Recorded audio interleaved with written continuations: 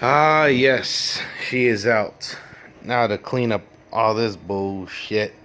But, yeah, so some good news to report. The transmission is working nice.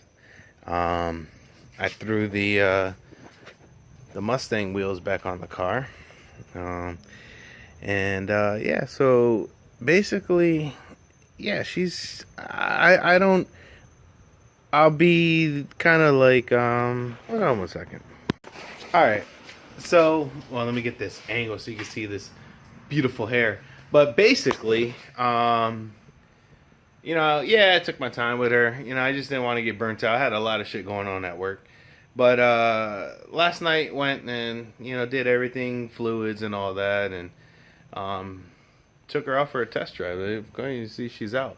I didn't put no video of the test drive. Just I was more focused on anything. And tell you the truth, man, this fucking car is this. I don't know if it's all VQs or what. Even though the Ks were notorious for getting air bubbles out, so it could be something with Nissan.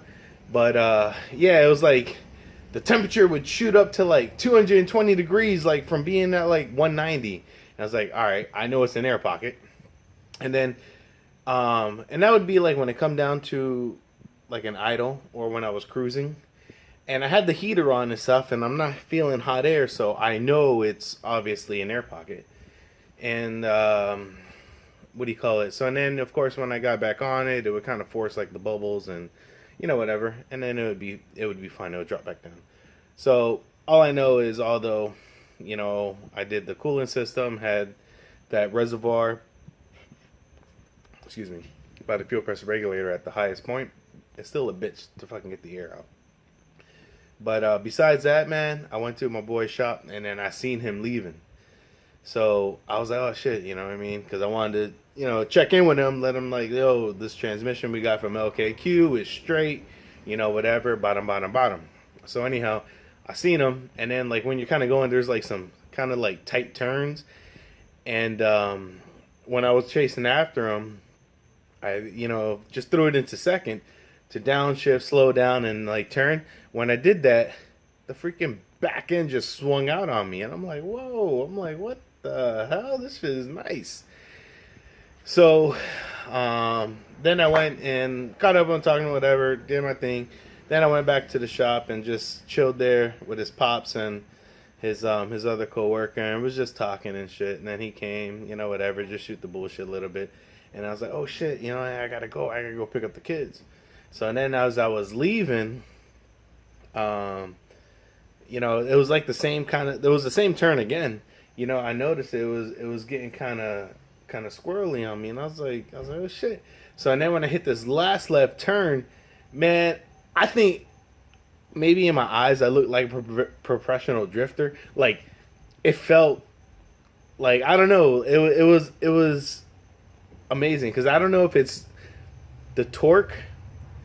I mean, it's most likely the torque, but I don't know if it's the torque, the tires, because they're a little bit on the low thread side because I had those on my daily for however long, or if it's no sway bar up front. But man, that thing, I went and I hit an angle, and it might have been just a little bit like this, but it felt like I was like this, and I was just sliding through. I really was sliding through because I was in second gear and I was just pulling it. But I was like, oh man, I was like, this feels pretty good, But then I start thinking about in real world scenarios to where I don't want to be like coming in hot, trying to catch a yellow light, and then she gets sideways. Because I've actually had that happen to me, with the KA and whatnot. And, I mean, yeah, handle it and whatnot. But it was just kind of sketchy. It wasn't smooth like how this one did. So I don't know if this whole front sway bar that's out, just makes the car just feel fluid. Like that's what I want to say. It felt fluid. It just felt like it just went in, and I was just like, a little throttle got back off, and whatever. But anyhow, she's gone. I'm gonna take her to work tomorrow, so you probably get a video, tomorrow with that. But for the most part, man, she's good. She's getting there. I don't know. I got to do some interior shit inside when I took out for the shifter or whatever. I might do that tonight. I just want to straighten up this whole garage and get all that shit taken care of. But yeah, man, thumbs up. Transmission is working good. No grinds. Shift, like it's like it sounds like you're putting it into everything. It's like, and it feels good. So I'm happy with that. So that's money well spent. But what I'm actually need to do is address these tires. I'm probably go back. I had 245s up here. They're a little bit, you can see the tire wall height from there to there. They're a little bit taller, so I might go back down to 225s or something. These are I think 245 45s. And the firewall is a little bit taller. That. And then on the back, these are 275 45s or 275 40. I want to go with some 315 35 17s.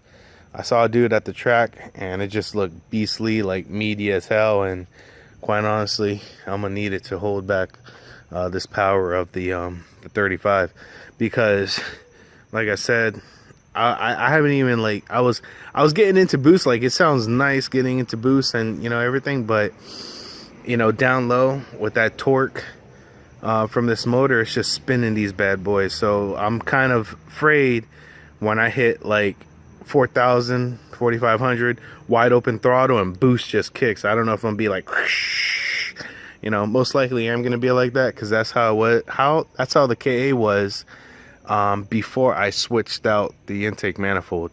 The stock manifold have longer runners, and so those help for down low torque. I'm just whipping that out, going with the excessive copy, the Godspeed replica of their shit. And it killed my torque, but it made my horsepower be good. But I enjoyed it because I hate fighting for traction. But, it's all to each their own. So, alright guys, we'll talk with you later. Hey, what's going on? Alright. So I'm just taking her out for a cruise. Second time, got a little bit of rain. Just doing some idle tune. I mean, not idle tune, but VE live, and I got a little bit of rain coming. Shit kind of sucks, but what are you gonna do? So I'm trying to drive and do this, but besides, for the most part, you see the idle vacuum there's good, except for that air fuel ratio dipping kind of low. I gotta adjust that. A lot of that's because I got this timing.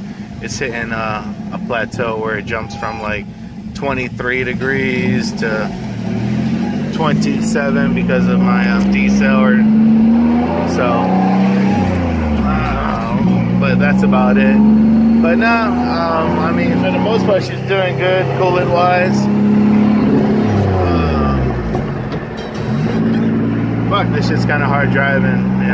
Try to pay attention. I gotta get the alignment done. She's pulling to the left a little bit. Besides that, no, I mean, she's good. So hopefully, I can get some shit addressed. Probably get some tires, because I'm kind of scared of hitting that bitch in third gear or fourth gear and having the tires break loose, because like I said earlier, they're kind of dead. But yeah, so that's about it. So alright guys, we will talk to you later, because I need to put both hands here. Alright guys, later. So we out here eating some checkers. It's the bomb back on. And there she is over there. Ended up she's good. I guess temps are all holding, everything's good. I got to fix a sink loss issue. I can do it with this little adjuster on the ECU. So hold on. Yeah, I'm gonna do this on that little. There's an adjustment on the ECU that you turn it clockwise when it's looking for a tooth, and then it misses it. So I'm gonna do that. If that doesn't fix it, there's another one where you can put an inline resistor, but I know that should fix it because it's real slight. It's only at stable idle or like just cruising. Whenever it's like just a stable what's that thing called, RPM, it shows up. So that's about the last of it, but besides that, she's good. The only thing, I was like, this morning when we came, I ended up getting some coffee, and I had to drink some of the coffee out because I knew, you know, the car was a little bouncy. But man, these bushings, that shit made it like really stiff. But that's about it. So hopefully after I eat this, I'm trying to eat and talk, what do you thought, I can adjust that adjustment on the ECU and get a stable cruise, and then I'll be happy, because it's kind of annoying when you're just cruising at 50 miles an hour, then all of a sudden the ECU loses sync and it's like, oh, like, you know. So I get that resolved and then I'll be good to go. So all right, bye.